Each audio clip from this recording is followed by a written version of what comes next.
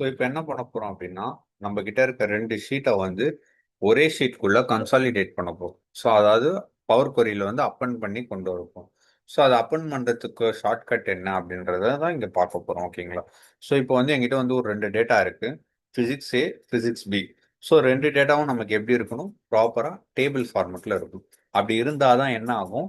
நம்ம வந்து பிளாங்க் கொரி கொடுத்து பவர் கொரியில அதை எப்படி கம்பைன் பண்ணி எடுத்துட்டு வர போதும் அப்படின்றத பார்க்க போறோம். ஓகேங்களா?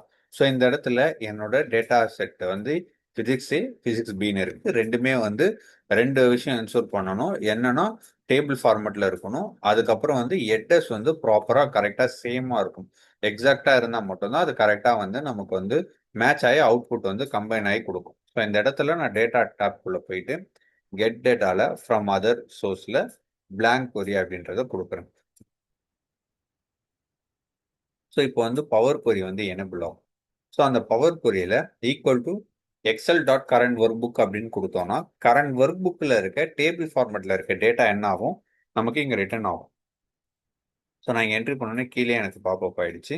ஸோ நான் ஓப்பன் ப்ராக்கெட் க்ளோஸ் ப்ராக்கெட் கொடுத்து இங்கே ரன் பண்ணுறேன்.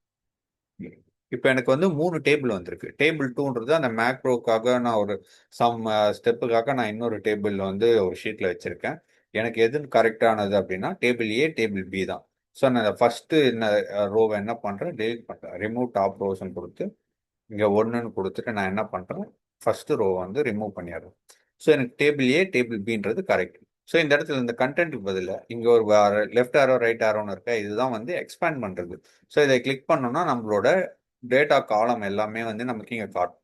ஸோ எல்லா காலமும் செலெக்ஷன்ல வச்சுட்டு இங்க இந்த இடத்துல ஓகே கொடு. ஓகே கொடுத்தேன்னா எனக்கு ஸ்டூடெண்ட் ஐடி, நேம், மார்க்ஸ் எந்த ஷீட்ல இருந்து எடுத்திருக்கேன், ஏ ஷீட், பி ஷீட். ஸோ எனக்கு மொத்தமாகவும் ப்ராப்பரா எனக்கு என்ன ஆயிடுச்சு? 2 ஷீட்ல இருக்க டேட்டா ஒரே ஷீட்குள்ள கிடைச்சிருச்சு. ஸோ நான் இதை அப்படியே க்ளோஸ் அண்ட் லோட் கொடுத்தேன்னா எனக்கு வந்து இந்த எக்ஸல் வியூல வந்து கிடைச்சிரும். ஸோ இந்த இடத்துல எனக்கு ஒரு ஷீட் வந்து கிரியேட் ஆயிட்டு இந்த இடத்துல எனக்கு என்ன ஆயிடுச்சு? 2 ஷீட்டை கம்பைன் பண்ற மாதிரி ஒரு ஷீட் வந்து கிடைச்சிச்சு. ஸோ இதுதான் வந்து மல்டிபிள் ஷீட்டை எப்படி கம்பைன் பண்ணி ஒரே ஷீட்குள்ள கொண்டு வர்றது அப்படின்றதுக்கான கான்செப்ட்.